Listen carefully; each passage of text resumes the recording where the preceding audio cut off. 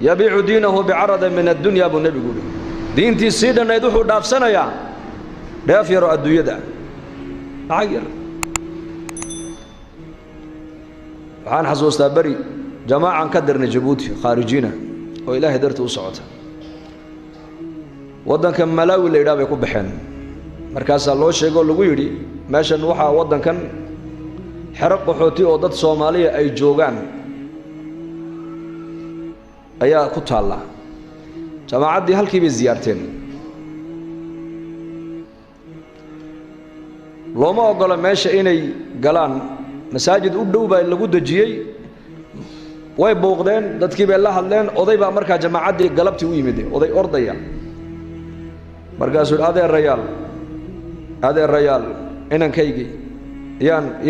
ayaa gaalnimo qarka u saaran kaalaya ila booqdo oo ku xajiya diinta islaamka inuu iga gaaloobine oo adeer adigu muslim baa tahay soomaalina waa tahay ha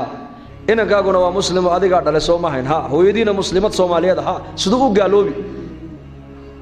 toddobaadkan qolooyinka ay hay-addu ay qaadayso ee dhulka gaalada loo dhoofinayo ayaa magaciisa lagu sheegay inuu ku jiro hay-adduna dadka ma qaado ma dhoofiso ilaa shuruud bay ku xidhaa shuruudda ay ku xidhaysa waxaa ka mid a kitaabka qur-aanka intoo dhulka loo dhiga la yidhahda ku joogso laa ilaaha ila allah haddaad socotaan cajiib baad arkaysaan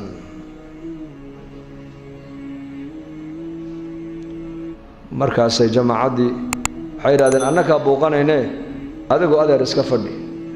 noo tilmaan meesha uu ka degan yahay xerada markaasuu farta ugu fiiqu yidhi qolkaa buu ku jiraa halkii bay ugu tegeen waa nin dhallinyaro ah oo dadkeenna ah marlari markuu jamaacaddii arkay buu ka yaraa iska qoslay wuxuu yidhi cidda inii soo dirtaan ogahay buu yidhi cidda iniga dambaysa inii soo dirtay baan garanayaa waayo dee waa aabbahay buu yidhi wuxuuna inigu soo yidhi uu gaaloobayaa anuu ma gaaloobaya buu yidhi shardiga laygu xidhay waan ku dhoofayaa uun laakiin diinta qalbigaan ku haysana qalbiga may ka baxaysaa buu yidhi warkaa ma soconaya yabiicu diinahu bicaradin nabiyullaahi moxamed calayhi salaatu wasalaam hadal afkiisa kama odhan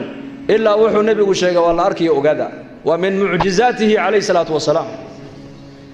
معجزات كإلهي نبي محمد وسيبا كمدا إنه وحيابها إيمان دونا وكسي ورم الرسول مركا فتن باسعة الزمن الفتن ما قال لكم أنت مركا مؤمنك وعينه إيقا مر والبا وعينه كدد على استقامة على الدين كسوغنا دين تال الإسلام بيادات كدرقي خير أوردن دين تو كجرا barwaaqo haddaad doonay diintaada ku sugnow qisas fara badan baa ilaahay qur-aanka inoogu sheegay qaar boqortooyaa lagu ibtileeyey boqortinimadii la soo diristay diintooda kamay leexin waa nebi suleymaan calayhi salaam qisadiisa akhriso haddaad leedahay anigu madax baan ahay oo zamanka ninka madaxu diinta islaamka inuu ku dhaqmo dadkiisana uu ku dhaqo way adag tahay haddaad leedahay nebiyullaahi suleymaan calayhi salaam qisadiisii baa qur-aanku kuu qayxee dhegayso akhriso oo culummada weydiiyey boqor afartii nin ee adduunka u soo talisay nin ka mid a ayuu ahaa waliba mulkigiisu ma ahayn mulkigan bini aadanka keliya ay haystaan mulki rabbaaniya buu ahaayoo ilaahay baa siiyey oo waxaa ka mid a mulkiga nebi sulaymaan khalqiga adduunyada ku nool oo dhan baa la hoos keenoo loo sakhiray dabaysha ayaa loo sakhiray cafaariidda iyo jinka ayaa isaga u shaqaynaysay shayaadiinta ayaa aqaladana u dhisaysay badaha intay u dhaadhacaana jawaahirtii dhaymanka u soo saaraysay hadalka shimbirahoo dhan buu nebi suleymaan uu yaqaanay wa qaala yaa ayuha annaasu cullimnaa mantaqa atayri wa uutiinaa min kulli shay ina hada lahuwa alfadlu almubiin waxushira lisuleymaana junuuduhu min aljinni waalinsi waatayri fahum yuuzacuun xataa idaa atow calaa waadi annamli qaalat namlatun yaa ayuha annamlu idkhuluu masaakinakum لا يحطمنكم سليمان وجنوده وهم لا يشعرون فتبسم ضاحكا من قولها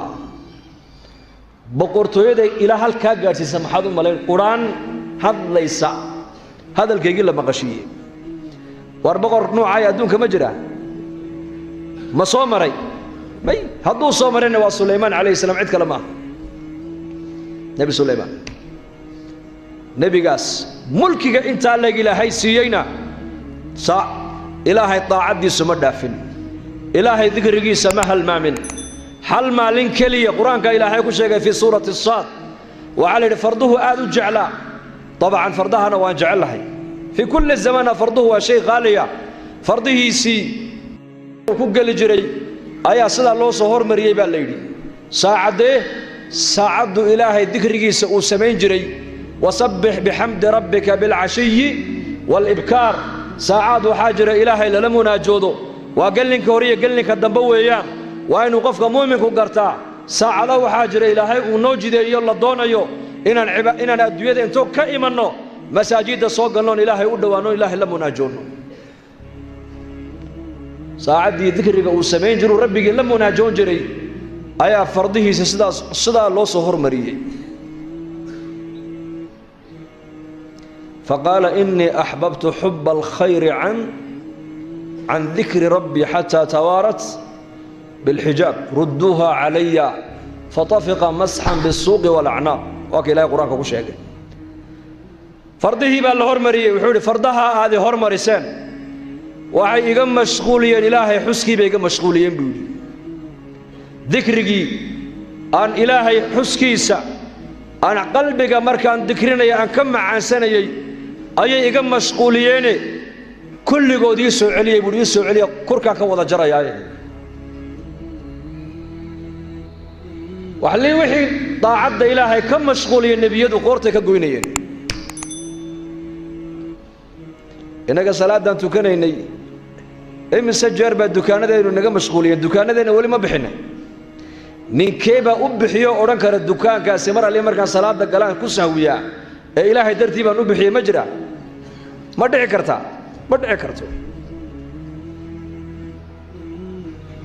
fardihiisii uu ku xaragoon jiray ee weliba jihaadka uu ku geli jiray ayaa markii sidaa loo hormariyey waxay ka mashquuliyeen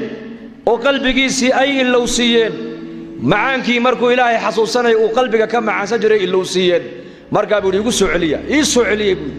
oo maxaa dhacay soo celiya waa la soo wada qabtay qoorta ka wada gooya buu ilaahay bay iga mashquuliyeen daacaddiisii